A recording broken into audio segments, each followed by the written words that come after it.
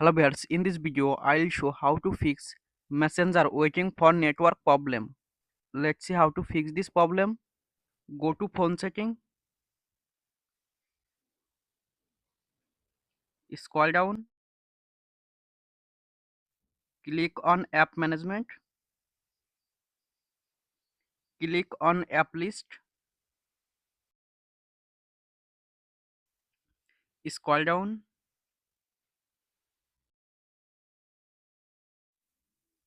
click on Messenger, tap on storage, tap on clear storage, tap on delete. Swipe down notification panel, turn on flight mode or airplane mode and check internet connection on your phone. Go to Play Store,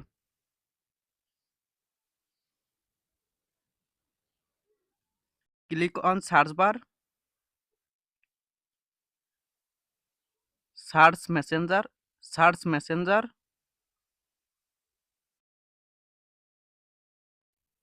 update messenger app,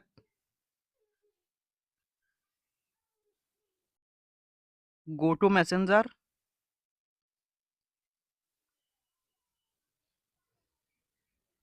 problem solved. Thanks for watching. Don't forget like and subscribe.